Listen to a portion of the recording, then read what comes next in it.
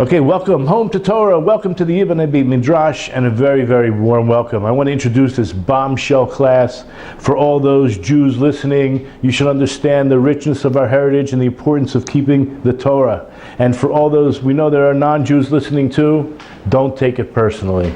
That's all I can tell you as an introduction. And before we start, I came across an interesting article from the Begin Sadat Center for Strategic Studies that actually says that the Arab countries say we miss the Jews, right? They kicked us out. Yeah, here, you don't believe me. They kicked us out, what, over the last 70 years in several groupings. And you know what? What they're going to say is what the donkey was saying to Bilaam. You're an idiot. You want to wipe out the Jews? It's going to hurt you. Okay? If there are Europeans who are saying that as well about their former Jews. Listen, it's a very interesting article, okay? And I can suggest you can read it. You go to, I guess you put into Google, the Begin Sadat Center for Strategic Studies. I think it's called BESA. It's Perspectives, Dr. Eddie Cohen. And it was published January 22nd, 2020. And basically, having persecuted and purged the Jews as punishment for the rebirth of Israel, many Arabs now realize they shot themselves in the foot. Okay, so as I mentioned, what we're going to talk about tonight is the message that the donkey is trying to convey, however well it can communicate to Bilaam what is the truth, what is up, okay? Or what is the message he needs to absorb for himself. And we'll start in Numbers chapter 22, and I just want you to become familiar with the text, verses 23 through 26. We're also going to read 27 and 28, but I want you to hang in there, be a little bit patient with those two verses. So it says, the she-donkey saw the angel of the Lord stationed on the road with his sword drawn in his hand. Got it? The donkey's the one who perceived the angel. Apparently Bilaam did not. Interesting, we'll see a Rashi on that. So the she-donkey turned aside from the road and went into a field. Keep in mind the words, she went into the field. Bilaam beat the she-donkey to get it back on the road. So that's the first time he hits the donkey. The next verse, the angel of the Lord stood in the path of the vineyards with a fence on this side and a fence on that side. So keep in mind that now there's the angel standing in the path of the vineyard, and there's a fence on this side and that side. The next verse, the she-donkey saw the angel of the Lord, and she pressed against the wall. She pressed Bilaam's leg against the wall, and he beat her again. Second time he hits her, or beats her, and where is she going to go from there? The angel of the Lord continued going ahead, and he stood in the narrow place where there was no room to turn right or left. So what she can do is go forward or stay there, but she couldn't go left or right or left. Let's look at Rashi real quick. And you know what? Let me just tell you over the Hebrew, because it's very important to become familiar with the sound. When we said that the donkey was turning aside from the road and went into a field, so the Hebrew is Vatei ta'aton min haderech v'telech b'sadeh. It went off into the field. And then when it went, when the angel stood in the path of the vineyards, it says Bim Shaul Hakramim Geder Mizeh v'Geder Mizeh. Very important words to hear the in the path of the vineyards, and there was a fence on either side. And then the other Hebrew that I want you to become familiar with is, and he stood in a narrow place where there was no room to turn right or left. Avor v'yamod b'makom tsar. The word tsar means a very narrow place. Asher ein derech lintos yamin usmol. There was no place to turn left or right. So let's look at Rashi a second. First of all, why did Bilaam not see the angel? It was only, according to the text, it was the donkey that perceived the angel. You know why Bilaam couldn't see the angel? Because God does not allow man to see angels or that for that matter, much demons. Listen to what Rashi says. But Bilam did not see, for God permitted the beast to perceive more than a man, since he, being man, possesses intelligence. He would become insane if he saw demons. There are demons all around us. There are angels. There are spiritual forces right now in our room that we're in, right? Everywhere we go. Okay? But if we perceive them, we would go insane. Correct, Aaron? We cannot sleep. We wouldn't be able to sleep. Exactly. Okay. So the truth is, even the word Gemara is the acronym for, right? Gimel, Mem, Resh, Aleph, Gabriel, Michael, Raphael, and Uriel. So really and truthfully, when we're learning, we are surrounded by angels. Okay? And the next thing I wanted to show you was near the bottom of the Rashi. This is interesting because we're going to see this medrash, or this part of the medrash, and it's going to either seemingly contradict another medrash that we're going to study tonight, or, as we like to do, is put them together and understand them. They're not really contradicting each other. So the very bottom line here, it says the Midrash Agadin, Midrash Tanchuma, number 8, said what made him stop in 3 places, right? We have these 3 places, we'll call them Simanim, because the angel showed him, Bilam, symbols alluding to the patriarchs. That's Abraham, Isaac, and Jacob, correct? Somehow these are symbolic, these places going into the field, the path of the vineyards, and the narrow place where there's no room to turn right or left. How do they symbolize Abraham, Isaac, and Jacob? So we'll have to examine that. Okay, with that being said, I might as well, should we? No. Let's go into the text. So if you all turn to the page, let's make sure I'm on the right page. Yeah, here we go. It's Taf Reish Mem Dalet. And it is like almost halfway down where it says Kaf Gimel, verse 23. So right away we have a Tetaton Min Haderech, that the she-donkey turned aside from the road and she went into the field. So the Midrash Tanchuma number 8 says, as we just quoted in Rashi, Simani Avos Heralo. These are symbols of the forefathers of the patriarchs he was showing to him. And now the Midrash is going to describe what they were. When it says V'telech b'sadeh, that she went into the field, it's a makam rachav. It's a wide open space. That's what a field is. She'im yirtze lekalel zera Avraham. Now, what's the message? If you, Bilam, want to curse the seed of Abraham, you're going to end up cursing who else? Yishmael. Correct? Abraham had, besides a Jewish, we'll call him, for sake of better terms, we'll call Isaac Jewish, right? We know he was an Israelite, okay? He was from a seed of Abraham. So he has a brother, right? A half-brother. And his name is Yishmael. So if you're going to try to curse the seed of Abraham, you're going to end up not only cursing Yishmael, but also the six other sons from Keturah, which is basically Hagar also. And not only that, if you want to curse the seed of Isaac, you're going to end up what? Cursing Esav as well, right? Because you're going to find yourself as a geder mizeh, in a tight space where there's a fence on each side. Ki yacho lahatos el Esav, but you think he could just curse Yaakov and not Esav? You're going to end up cursing Esav as well. Ach mitzad Yaakov, but what do we think about Yaakov? He himself, he had a perfect bed. All 12 children that he gave birth to, right, were perfect. Amad b'makam sar, standing in a tight place. What's that tight place? Where you couldn't turn left or right. That's going to represent Yaakov.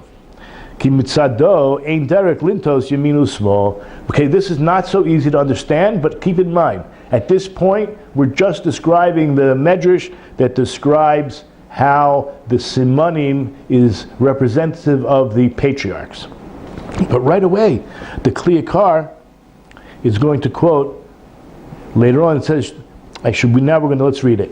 This is number 2 on the source sheet. This is Numbers 22, verses 27 and 28. So the she-donkey saw the angel of the Lord, and it crouched down under Bilam. Bilam's anger flared, and he beat the she-donkey with a stick. This is the 3rd time that he hit it with the stick. the Lord opened the mouth of the she-donkey, and she said to Bilam, what have I done to you that you have struck me these 3 times? Look at the Hebrew, just to become familiar. It says, Zeh shalosh regalim. You hit me these 3 times. So anybody that knows Hebrew, it's true that regalim is a reference to time, there's no question, but you would have used a more common word, such as pa'amim. Zeh shalosh pa'amim. But it didn't say shalosh pa'amim. It didn't say 3 times. It says 3 regalim. Where do we know when did we ever hear those words, shalosh regalim? Always in reference to the Hagim. Hagim meaning the festivals. So let's look at Rashi right away. Rashi says, these 3 times he hinted to him, what do you want to do? This is the donkey talking to Bilam. You want to uproot a nation that establishes, that celebrates 3 festivals in the year. And this is the next Medrash, by the way. It's a Midrash Tanchuma number 9. So what are we dealing with here? We're dealing with 2 different Midrashim that maybe, you know what? Maybe, I already answered, maybe it's the angel speaking about the patriarchs, and it was the donkey speaking about the Chagim.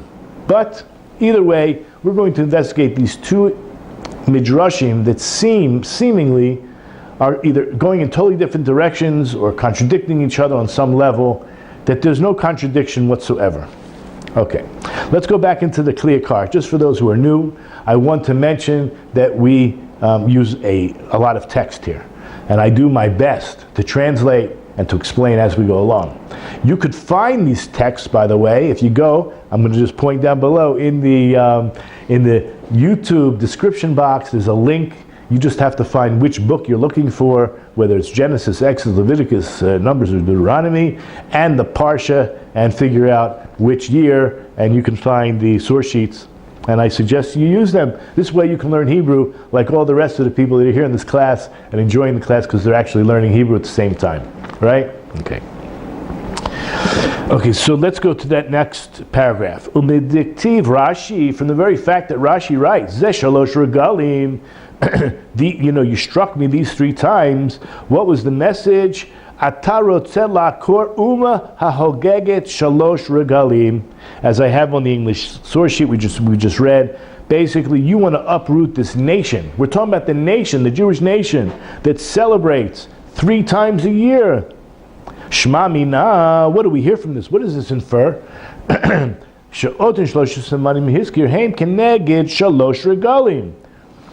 those 3 places that we just described in this text, where either the angel stood or there was a response from the donkey in some way, in communicating through a physical movement, that what? They are parallel to the 3 festivals. This is crazy. How does the donkey knows what's going on? It's communicating something to Bilam, that he should get what? Over it. That he should not curse the Jewish people. Because why? If you curse the Jewish people, you're hurting yourself. How did we start, for those who might have missed the first 2 minutes? There's an article I quoted how from the BESA, the Begin Sadat Center for Strategic Studies, how the Arab countries are shooting themselves in the foot. They realized what a mistake it was. It was bitter for us. Thank God they're home. And I invite, while I'm here, all the Jews who are watching this, no matter where you are in the world, now's the time to come home. But you realize they kicked us out. These Arab nations kicked us out, and they said, what a mistake. We missed the Jews. Anybody wants to read it, I'll pass this around. Okay, don't miss the shir while you're reading it. Okay. So, the Kli Yakar wants to start with Sukkot.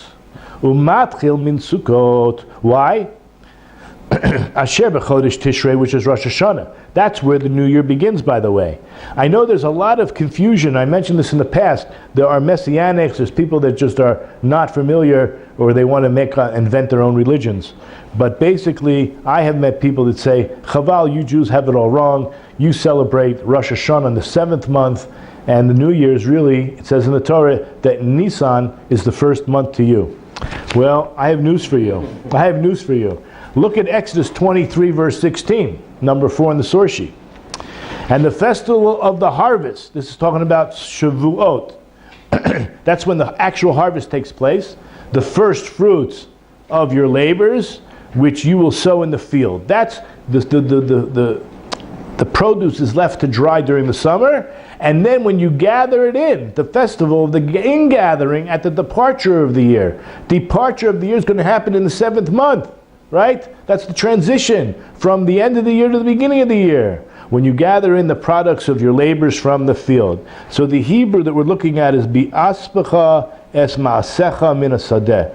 When you're gathering your work, you're gathering in the products of your labor. Just look at the Rashi that I underlined. That is the festival of Sukkot.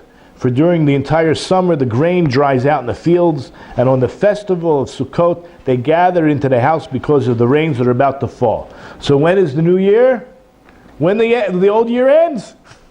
And when is that? You forgot the 2 key words in the pasuk. B'tzeit hashana. Okay, but that's not really relevant to this year. That was only relevant to the point. Yes. Thank you. But okay, so basically where we're at is back in the Kli Yakar. Here we go. Thank you. So when it says v'teita atom min haderech v'telech b'seda, right, that the she donkey went off the path and went over to the field, what was the message being conveyed? You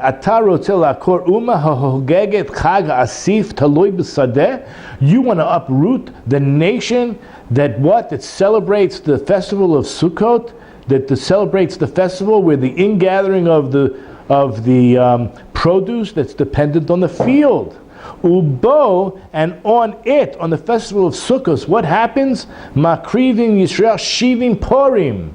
There's going to be an offering by the Jewish people of 7 bulls.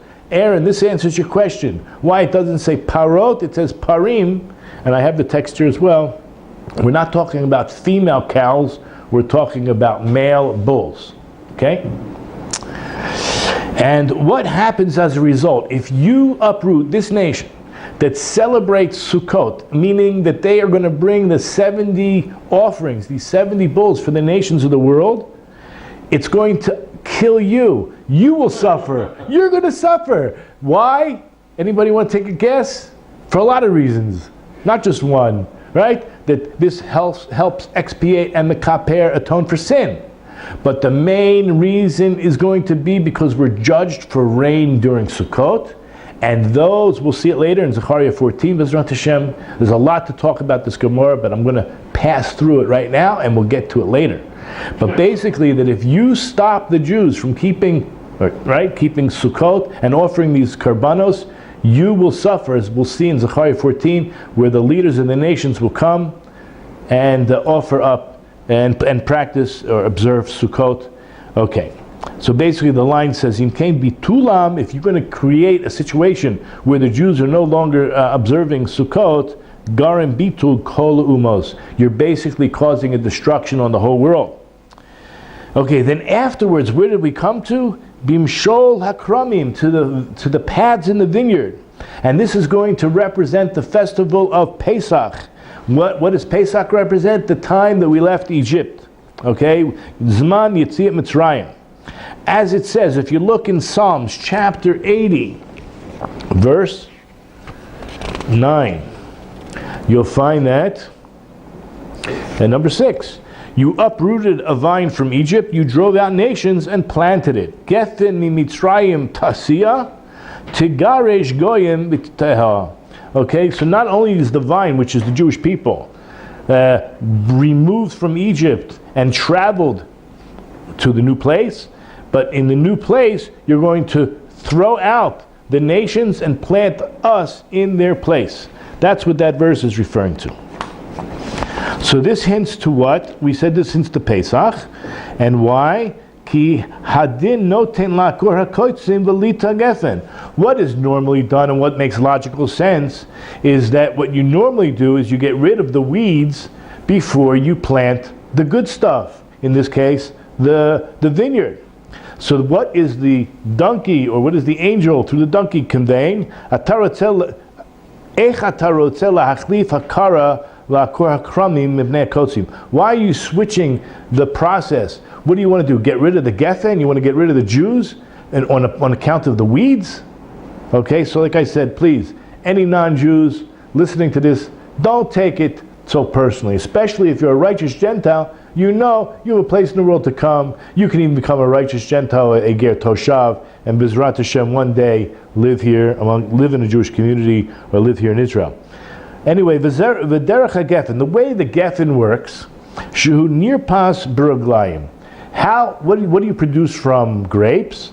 You produce wine. And how is wine produced? Okay, today they have machinery, they have all kinds of presses, but back in the day, and perhaps even some, what do you call it? Boutique wineries. They wash their feet first, or maybe they wear, nylon socks. I don't know.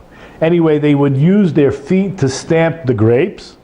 Well, so what happens in the end? This is just a little bit of a poetic nature.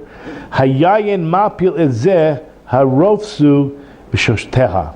What happens in the end is that the wine itself causes the downfall of the one who trampled on it when he drinks it. Right? You know the idea of getting drunk and then you basically fall down. Right? Just like it mentions in the Medrash, also in the name of the Medrash Shocher Tov, and there's many comparisons about Israel to a geffen. Okay, so we don't have to go to them all, and we're not going to. The kulam shayachin levatel das Bilaam. But all those ideas in the Medrash expresses an idea to get rid of this mistaken idea that Bilaam had. And here we're talking about the hinting to the Chag HaPesach. Now listen, this is going to be very strange for those who are not familiar. Those who are, we drink 4 cups of wine on Pesach. Those 4 cups of wine are symbolic of many things. Okay? So let's read the words. Shabo in Pesach, shoitim arba kosa shel yayin. We're drinking 4 cups of wine. Parallel, kos Yeshuos l'Yisrael shenim shalu legefen. It's parallel to the cup of salvation that the Jewish people will be drinking, or that even are the Jewish people who are compared to the geffen. Since we are the wine, we are the geffen. Okay, I want you to get that point across. Not only are we drinking the wine, we are the geffen. Okay, now where are we leading with this? This is absolutely fascinating. Kasiv arba lashono shel geula. If you go to Exodus chapter 6, verse 6 and 7, you will find 4 languages, terms used for redemption, such as God says, I will take you out, I will save you, and I will redeem you.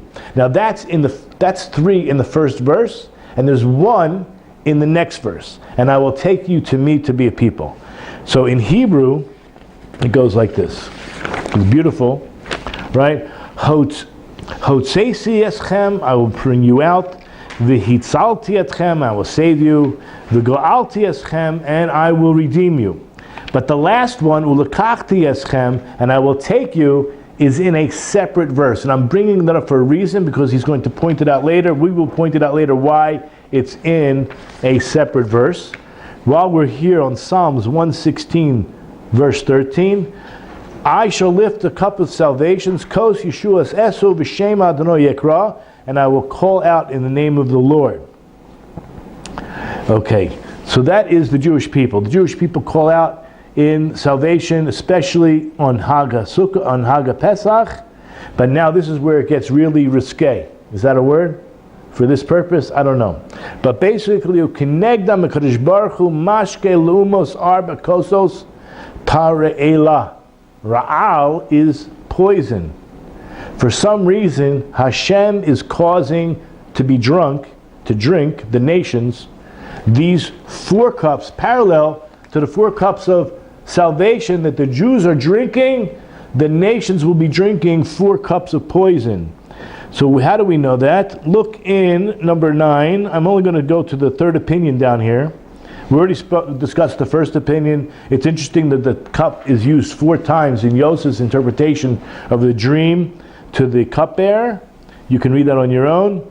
But here, the 3rd opinion, I got this from the Or Sameach website on the 4 cups.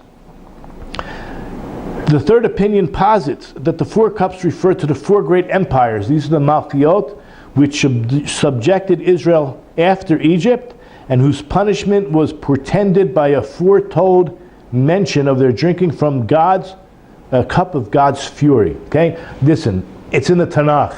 I didn't make any of this up. You know what I'm saying? I love the world. I love every human being, really. Okay? I mean, I have some issues with some of them, but we're not going to get into that tonight. Okay? This is a counter distinction to the fourfold mention of Israel's drinking from the cup of God's redemption. Regarding the nations, the verse says it. So I'm going to read the 4 verses, and you can write them down and examine them later. Jeremiah 25:15, Jeremiah 51:7, Psalms 75:9, and Psalms 11:6. Okay, so let's go through Jeremiah 25:15 first. God says, right, take the wine cup of fury from my hand and make all the nations who persecute you drink it. So this sounds like poison. This sounds like something that's not healthy, right? And the second, Jeremiah 51:7, the nations have drunk from the wine in the cup of the hand of Babylon, therefore they have become mad, right? It's not something healthy. It's going to cause them pain of sorts. Look now in Psalm 75:9, for there is a cup in the hand of God. I'm not sure how many, I don't have the whole verse in front of me. I don't know how many words are missing, but its dregs all the wicked of the earth shall drink. So this is the poison cup. And 75:9 in Psalms, upon the wicked he will rain snares, fire and brimstone, and tempestuous winds shall be the portion of their cup. Clear as mud. And we already spoke about the cup of salvation for the Jews, but there's a few other verses you might want to become familiar with, and that is in Psalm 16:5, Psalms 23:5, and we already read Psalms 116:13, but basically this is the positive side regarding the 4 cups of redemption. It says in Psalm 16:5, you are the portion of my inheritance and my cup. In Psalms 23:5, you anoint my head with oil, my cup is overflowing. Okay, back to the text. As it's brought down in Breshit Rabbah, the message that the donkey and the angel were trying to get across was, how is it you want to uproot all this, the Jewish people, from keeping these holidays? And switch. You're basically trying to curse those who should be blessed and bless those who should be cursed. It should be the other way around, as we all know. Everyone should be familiar with this, right? God says, I will bless those who bless you, right? And those who curse you will be cursed. Okay, so before we take a short break, I want to go through, if you go back to the source sheet number 2 in 3, source 3, I mentioned here how they're going to come together, but we didn't see it all yet, so this is like an introduction to the answer. So each of our patriarchs endowed every one of the Jewish people with a particular quality, godly quality. So Abraham, he's chesed. We're going to see that, and therefore it's going to represent Pesach. How? We'll see it. How Abraham represents Pesach. Yitzhak, he represents the temple to a great extent because he was like sacrifice, and he's Gevurah. And therefore it's going to represent Shavuos. We'll talk about that shortly. And Yaakov, who's Tiferes, which is beauty, he's going to represent the Am Yisrael who received the Torah, and and therefore it's going to represent the attribute of mercy, which represents Sukkot. Okay, then we have the holidays. We just started to mention them. Why are the 3 holidays corresponding to each one of the forefathers? I should say I could stick to the word patriarchs because there are only 3 forefathers. Okay, so Pesach corresponds to Abraham. If you look in Genesis 18:6, where Abraham himself says, make the matzah. And you have Shavuos, which correspond to Yitzhak, because we mentioned that Yitzhak was a sacrifice himself, which represented by the ram and by the lamb, by the shofar that's on the ram. During Shavuos, during the giving of the Torah, there was a great noise, there was a great calling of the shofar. You'll see that in Exodus 19, verse 19, chapter 19, verse 19, and Sukkot is going to represent Yaakov, because the first time Sukkot is ever used in Genesis 33:17, where on his way back from Lavan's house to Eretz Yisrael, he stopped in a place called Sukkot.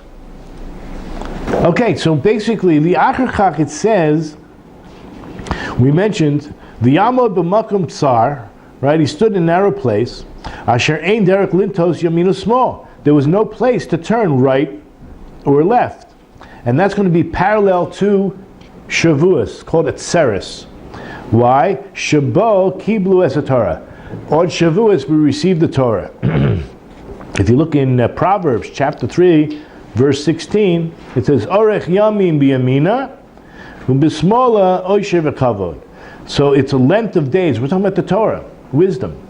Its length of days is to the right, and to its left is wealth and honor. Do you realize that if the Jewish people had not received the Torah, the Imale Kiblu Torah Yisrael Torah, if the Jewish people had not received the Torah, it would have reverted, the world would have reverted to what? Nothingness, chaos and void. You'll find this in Shabbos, Gemara Shabbos, 88. You'll find that number 11. Just so those who are not familiar with it, it's really just the bottom line, but I'll read the whole piece here. Hizkiah said, what is the meaning of that which is written?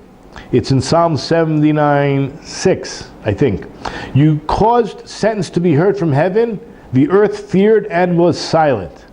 Well, if it was afraid, why was it silent? And if it was silent, why was it afraid? Rather, the meaning is, at first it was afraid, and in the end it was silent.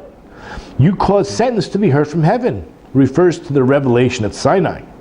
So, and why was the earth afraid? So it's in accordance with the statement made by Reish Lakish. What did Reish Lakish said? What is the meaning of this verse? In Genesis 1, verse 31. And there was evening and there was morning, Yom HaShishi, on the sixth day. There's a hey, infinitive?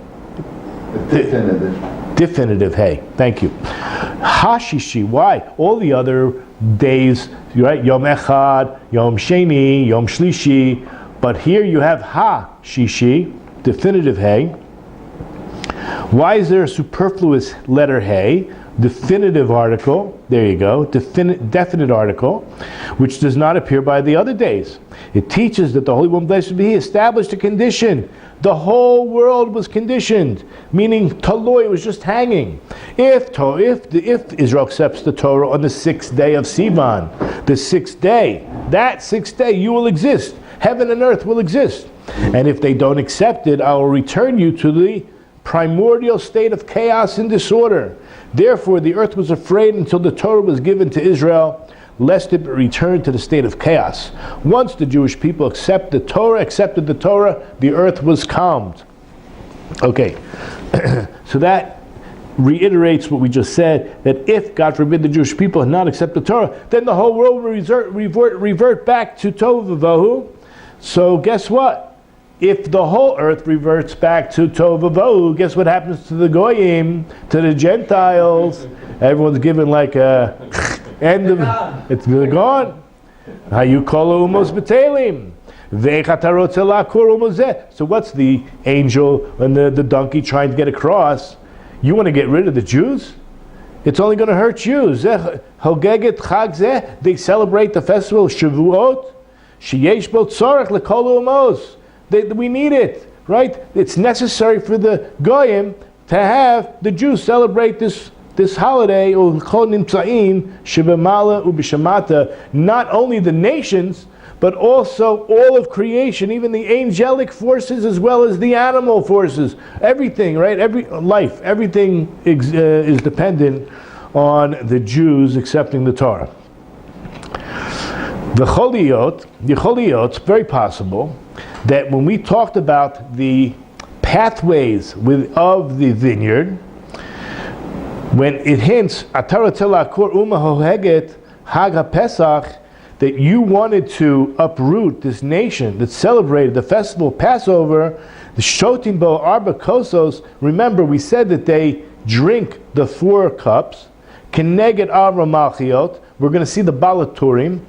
I don't want to do it yet. I want to save all this good stuff for the end. So anybody who's listening, there's some really good stuff that we're going to see at the end. But this is just an overview in the beginning. So the 4 cups represent the 4 kingdoms that we're going to unfortunately be experiencing or have experienced already. Exile and also wine, meaning Pesach. The 4 cups represent the 4 kingdoms and the concept of wine. By the way, what is the gematria of wine? Easy. Yud is 10, it's 20. And Nun is 50, 70. So not only did we talk about, and we will talk about it again shortly, those 70 bulls. Why bulls? Why 70? Why in the format that it's given and not just over the 7 days, give 10 each day? Why is it 13 the first day, then 12, then 11, down to 7 on the last day? 7 on the 7th day for the 70 nations. Okay, we're going to get to that. But in the meantime, we're focusing on the word wine, the 4 cups. Mispar Shivim, Keneged Shivim Umos. Again, parallel. And the donkey and the angel saying to Bilaam, you want to uproot these people that celebrate these 3 festivals? Right now we're focusing on Pesach. You get rid of, right? You get rid of them. You get rid of any solution for the 70 nations. Ubito zeh, if you cause the Jews not to celebrate, gorem gam came bito kol shivim umos. You're causing a negation of the rest of humankind, right? Okay, so now we're in the last paragraph, but I'm telling you this is nowhere near finished. We're going to go through the Ben Yehuda. We're going to go through the Gemara's commentaries on Sukkos 55b. Okay, so the last paragraph begins like this. It's also possible, it's probable to explain further when the donkey says these 3 times, and it says Zeshalosh Regalim. Remember, the hint was, what, you want to uproot this nation? What did we say before already? That what? That celebrates these holidays? Wait to hear this. Nothing to do with it. That you want to uproot this nation that has hamachazeket bishlosha devarim asher aleim oilam oimed. In other words, if you go to Pirkei Avot, you'll find this number 14. Right? There are 3 pillars upon which the world stands. The world stands on 3 things: Torah, Avoda, and Gemilas Chasadim. It stands on Torah, service of God, and deeds of kindness. They actually do relate to each one of the patriarchs. So, we'll tie that in. The Hainu Shlosh Raglei Olam. These are the 3 pillars the world stands on: Torah, Avoda, Gemilas Chasadim. And if you bitul them, if you bitulam, right, you get rid of the Jewish people that are keeping these 3 pillars alive, keeping the world alive. And I tell you, maybe I'll mention it right now, what's going on in America, and maybe other places. You want to defund the police, and you want to get rid of, let's say, God forbid, there's anti-Semitism, the Jews are going to run like heck, you're going to be left holding the bag. And it's not going to be pretty, because what the Jews do is keep these 3 things in the world. The world stands on Torah, Avodah, and Gemilas Chasadim. And you'll see, if you get rid of them, Herus Kol Olam, the world would be destroyed. If the Jews did not keep Chesed, kindness, and proper service, and Torah, the world would be destroyed. Like, what do you call that place? Chop in Seattle. The Ramaz lo Gemilas Chasadim. How do we know the Gemilas Chasadim, kindness, was mentioned? As it says, V'telech b'sedeh, and she went to the field, because the prime chesed, the prime charity, the prime way of giving to others was from the field. Today we go to the market, so you have a box when you cash out, if you want to give in a charity or extra food. Right? There's boxes, at least in Israel. Every time you leave a supermarket, there's a box you buy things and you put it in for the chayalim or for the poor people, or right, someone's getting married. It's unbelievable. It's so beautiful. But anyway, we don't know anything about the fields, but that's how it used to be done. And I'll mention just a handful of mitzvahs. Al yedei trumos, maisros, v'leket, shichon, peh. Right? These were all agricultural mitzvahs. They would give to the Kohanim and the Levi'im and the forgotten sheaves and the ones you left there when you're gleaning, and the corner of your field. All that was left for the poor or for the needy. What about the service in the temple, serving God? That's done in the Beis HaMikdash. Shenim Shala Kerem. The actual tabernacle and Beis HaMikdash is called what? A vineyard. It's referred to the vineyard. That's why when it's talking about those pathways in the vineyard, Rashi even explains in Song of Songs, chapter 2, verse 4, it says, he brought me to the banquet hall. But the banquet hall, I don't know if that's a good translation, but it says, Haviyeni el Beis Hayayin. He brought me to the house of wine. Obviously, that's a great name for the banquet hall. The house of wine, right? The room of wine. But it's not talking about, Nehemiah brothers down on Pierre Koning or Mikur Chaim, right? It's talking about the temple or the tabernacle. Look at Rashi. He says, the Ohel Moed. He brought me to the tent of meeting. And also, Ze Ohel Moed.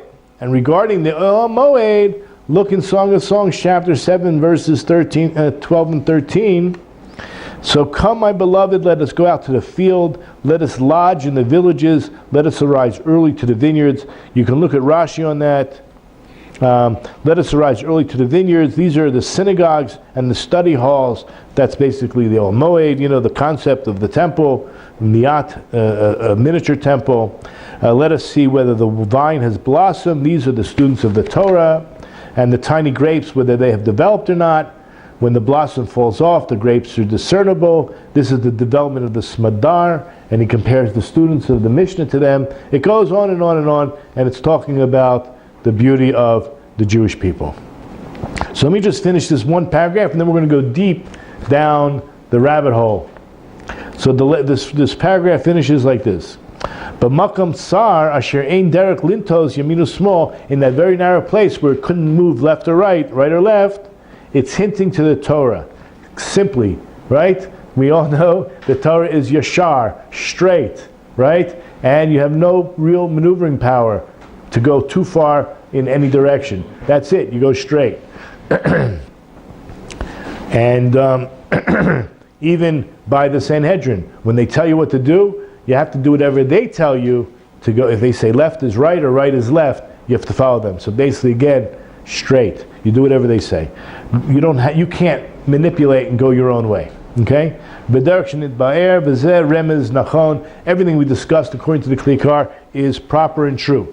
Now what I want you to do, I think on your sheets, it looks like this. I wonder if it's the last sheet you have. Okay.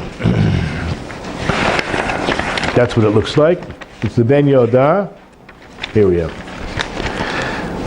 We're going to do this first. Then we're going to go into the Gemara a little bit with some of the commentary. So, we mentioned, let's see real quick, 1 second.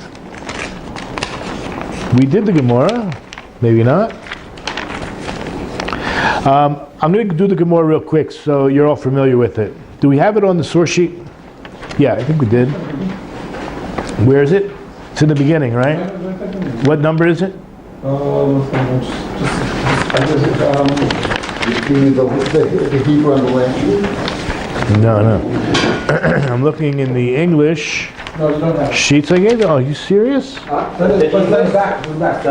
back. 21.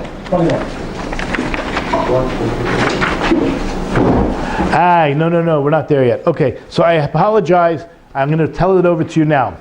Rabbi Elazar said regarding those 70 bulls, he wants to know... Number 5. Yeah, you see it? Number 5 on the source sheet? Very good. Very good. Rabbi Elazar said these 70 bulls that are sacrificed as additional offerings over the course of the 7 days of Sukkot. What do they correspond to? Because there's sheep and there's lamb, there's rams, there's other offerings, right? But what are those 70 bulls? We mentioned, I think I quoted this, didn't I? To what do they correspond? They correspond to the 70 nations of the world and are brought to atone for their sins and hasten world peace. Remember, if Bilaam wanted to uproot the Jewish people who celebrate Sukkot, it would bring about the opposite of world peace.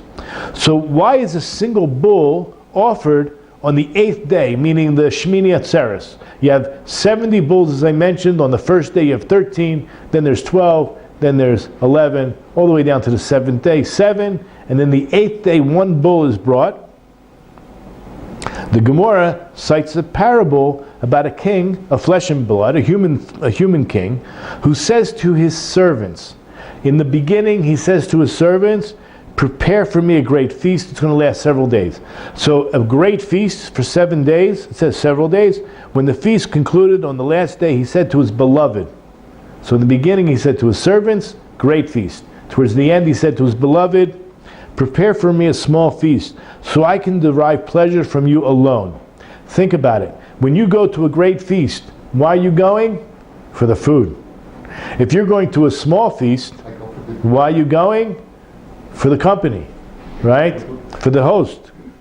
So Rabbi Yochanan said, woe unto the nations of the world that lost something and don't know what they lost. Can you imagine?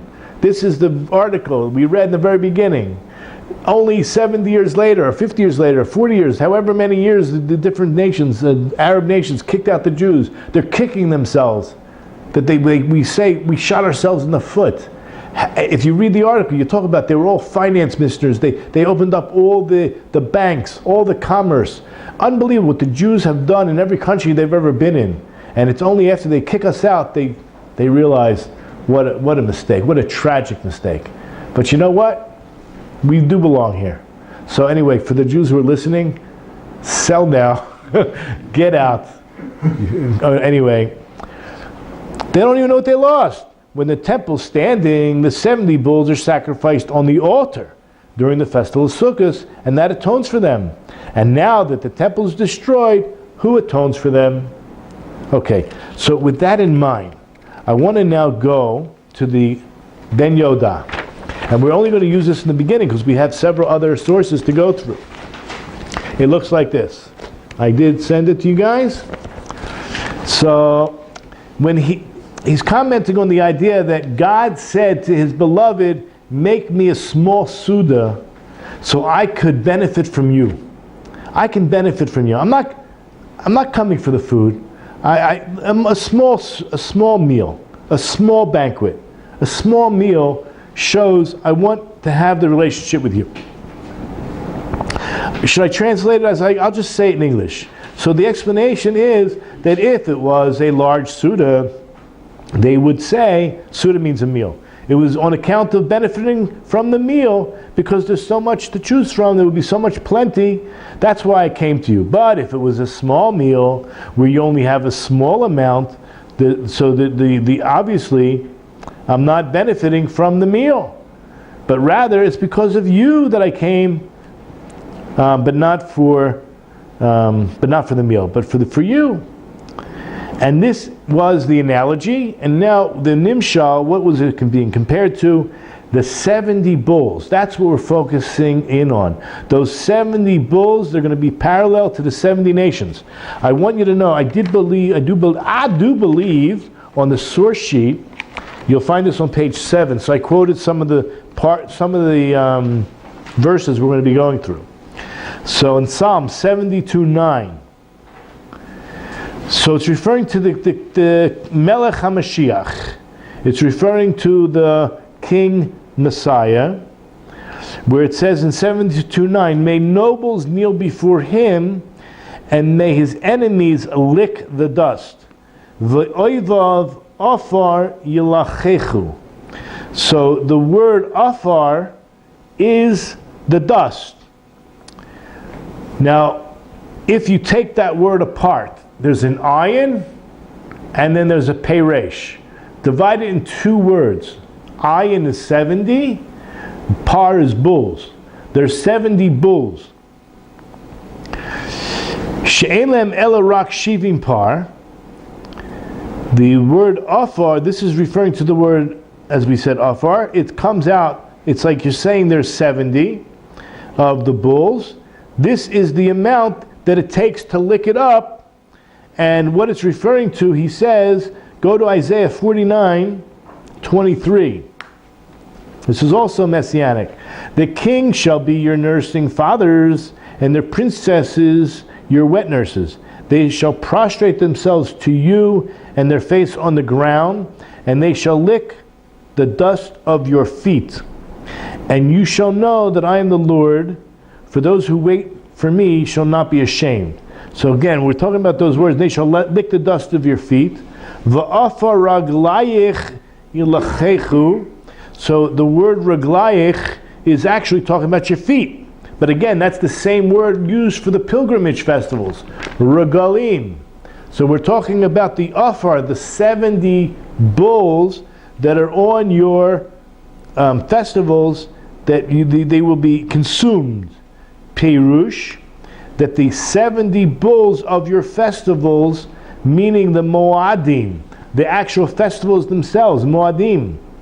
And what it refers to later on by the single bull, that's referring to the single unit, the single people, nation, that's the Jewish people.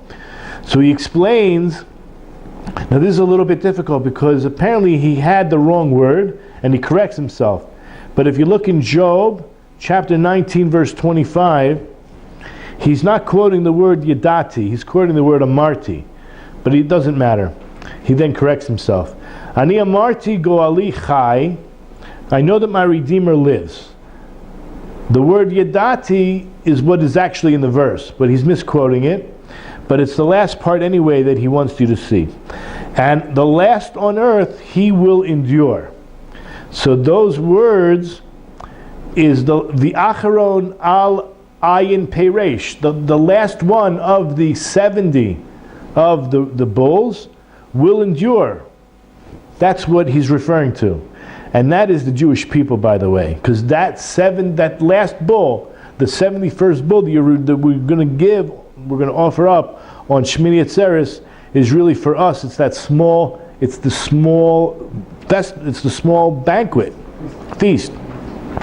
So he ends by saying like this. Therefore, Acharon Zeh, that last thing is the last day, and the last on earth. That's not a good translation. It is, but it isn't, because it's the last of the dust, the last of the 70 of the bulls. So he's basically saying like this, that is on Shmini Atzeres, because that's Yom HaCharon. That's the last day that you're going to offer up that last par of what we're considering of the 70 bulls. Therefore, what is he really saying? The Pesach is really saying about whatever this bull is, it's over and above all the other 70 that will yakum, shiit kayamim, v'it ale b'mala al kol ayin par, hakodmim alav. Wow, that one bull on Shmini Atzeres is over and above and enduring. It's actually even overcoming all the other 70 bulls that were offered prior to this, and therefore it's going to be nikar, it's going to be a recognizable that it's a lover, right? We're talking about that God loves the Jewish people. When he mentions, notice in the beginning, he says, my servants, I want you to make a big Suda, but to my beloved, he says, I want you to make me a small Suda. Okay, this is just the beginning, because we're now going to see, and I think it's probably too small for most people. I'm sorry, I actually have a larger copy for myself to read from. You know what? Let's go to the Balatorium first. We'll do the Balatorium first. So we did mention in Genesis chapter 25, verse 26. Is that right? We didn't mention it yet. Anyway, so let's mention it now. It says after, right, when the twins were born, Yaakov and Esav, Achrei Cain yotza achiv, yado ochezet ba'akev Esav, v'yikra shemo Yaakov. Yitzhak ben Shishim Shana Beledes Otam. So basically, the Achar came Yotza Achiv. Afterwards, there came out the brother with his hand holding the heel of Esav, and they called his name. His name was called Yaakov, and Yitzhak was 60 years old at the time. So look in, this is the Balaturim, that the word V'achar chen, what's the word? The afterwards, right? Afterwards. The word chen is a gematria of 70. So the words, right, afterwards came out his brother. So here you have, Cain is umos yotze achiv. Yotze achiv. The ayin umos, you have 71 nations. That's why we're always called a sheep that is surrounded by 70 wolves, right? We are not part of the 70. In fact, even the Sanhedrin has 71 people. There's the leader, and then you have the Sanhedrin, right? You always have to have, within the Sanhedrin anyway, you always have to have an odd number, right? You can't have 35. It has to be 36, 35. And we're going to see that amazing very soon, what we're relating to over here with the 71. So the Jewish people are the 71st nation. You have 70 aside from us. How are we going to do this? Even the word Esav is Ayin Shav, is Ayin Shin Vav. He's equal to 70. Somehow Esav is going to represent basically the 70 nations, which is Rome, by the way, which is the West. And there's another concept, if you're not familiar with it, there's no such thing as the Jews, as Israel and Rome being equal. Either one is up and the other is down, or vice versa. Now don't think that it's a natural, that if the Romans are somehow raising themselves up, we go down. It doesn't work like that. It's always dependent on what happens to the Jews. If the Jews are able to rise above and do the will of God, then they will be risen, and the nation of Edom will drop, will go down. But if the people of Edom actually work out, let's say they do the right thing, it has nothing to do with them being risen. It's only a matter if the Jews stop doing the will of God, they fail to do the will of God, then they will drop and Rome will rise. It's not dependent on what Rome does, it's strictly dependent on what Israel does. I know, Larry, you're probably wondering, what about all the righteous Gentiles? How does that work? It means they don't have free will? No. So there's only going to be a remnant left of Esav, right? There will be a returning of Esav. We're going to get to that tonight very shortly. I mentioned early on about the three, I'll just say it now. There were the three languages of redemption in one verse, and the fourth language of redemption was all by itself in another verse, ulekachta. And guess what? That's referring to Edom. And Edom is separate than the other nations. And two, when it comes to the four mentioned non-kosher animals in the Torah, the first three are mentioned in one verse, and pig, chazir, is mentioned all by itself. It's different from the other three. Yes, it might be different, but it's also in a different verse. It somehow could have been arranged, but it wasn't. Okay? Because the pig has the one semen and the other three have the other semen. That's the way God made it. Okay? And the word chazir means to return. And therefore we do know, right? Even though Avadia says, right, it sounds like there's almost going to be nothing left of Edom, but there is a remnant of Edom. Bezrat Hashem, there will be a remnant of Edom that will do tshuva and return at the end. And there's even a medrash that says that pig will be kosher in the future. So exactly what that means, I don't know. I've heard someone explain that the simanim, as Larry just mentioned, actually will change because God says these are the simanim. Okay, and if the simanim change, then it could be and will be that the pig could be kosher in that case. Okay, so there's a lot of comments that I want to make sure that we cover. But it's really the next part. Let me just make sure I have my thing opened.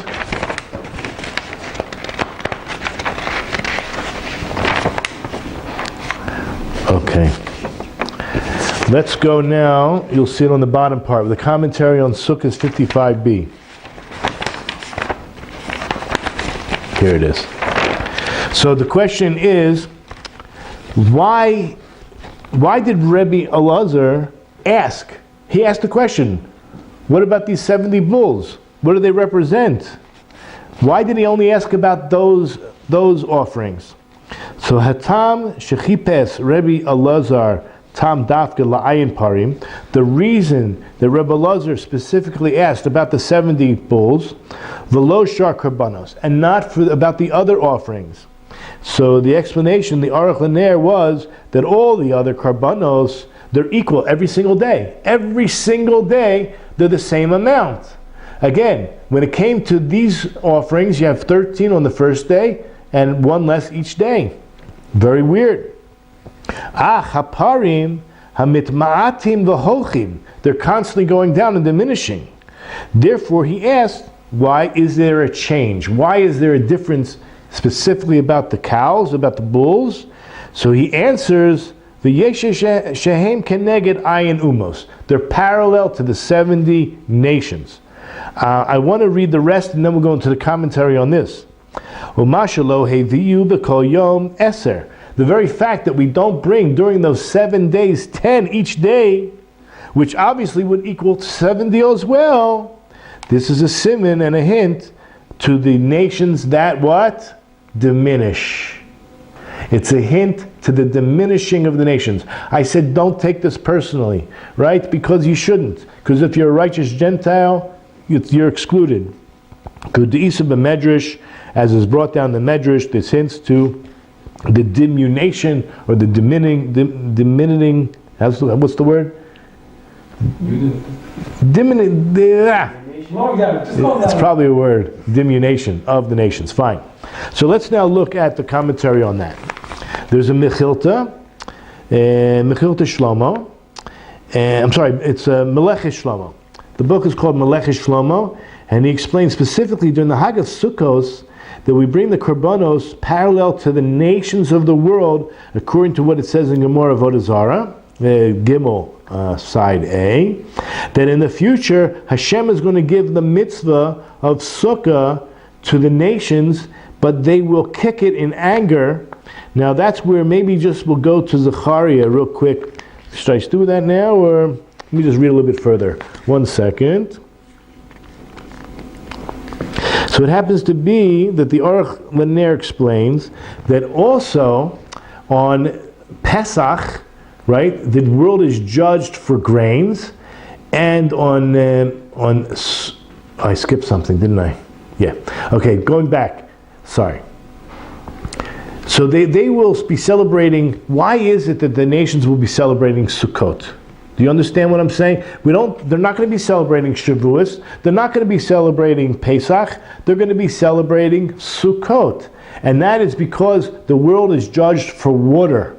Water. And how do you have anything? You don't really have any grains. You don't have any fruits if you don't have water. But nevertheless, Pesach, the grains are judged.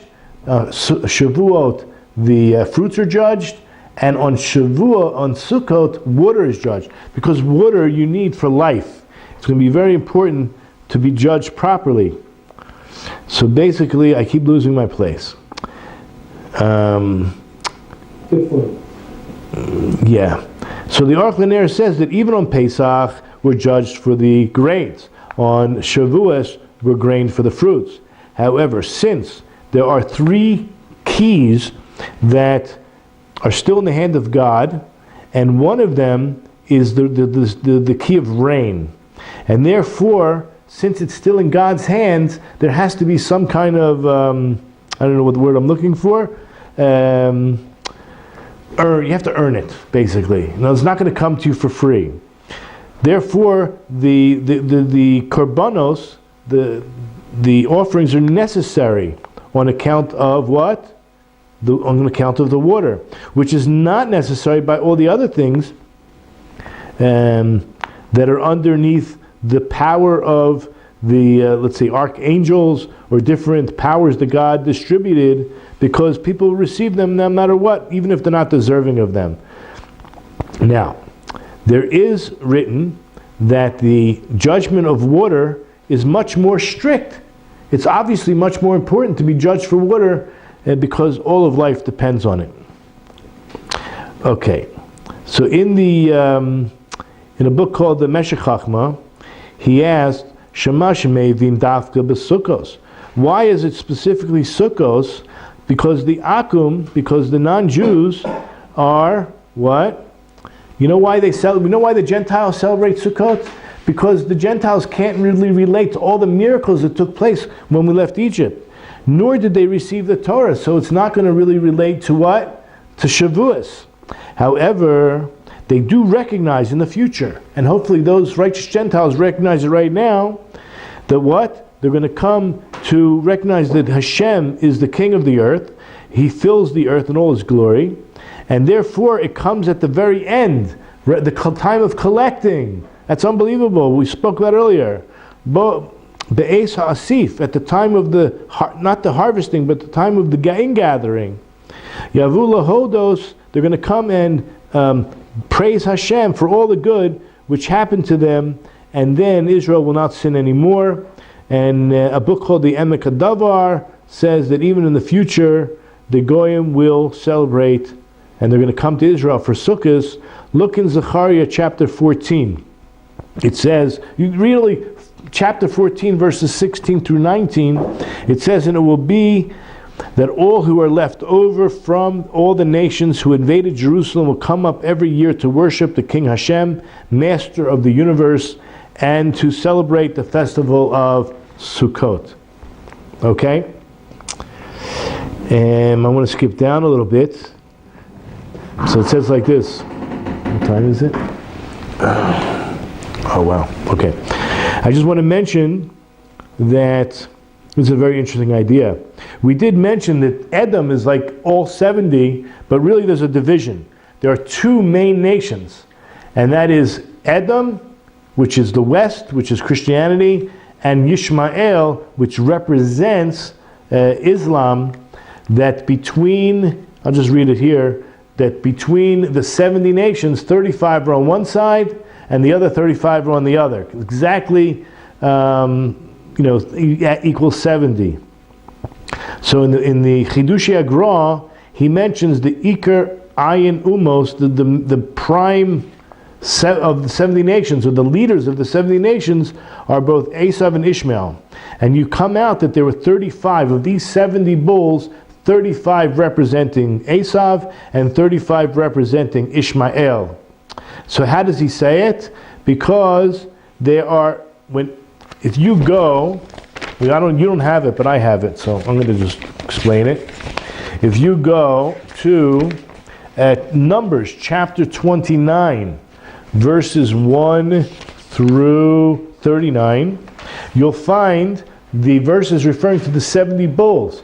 So on each of the days, so basically if you count, just listen to this, day 1, which is 13, day 2, which is 12, and day 10.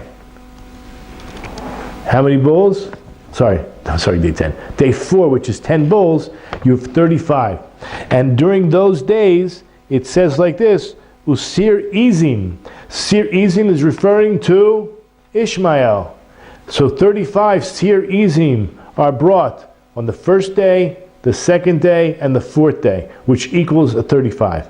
As opposed to the other days, it doesn't say Sir Izim, it says the words Sir Chatas Echad. And again, if you want to just do the math, it's not that hard. You're talking about day 11, day 3, which 11 are brought, day 5, which 9 are brought, day 6, which 8 are brought, and day 7, which 7 are brought. So you have a total of 35 for the other days.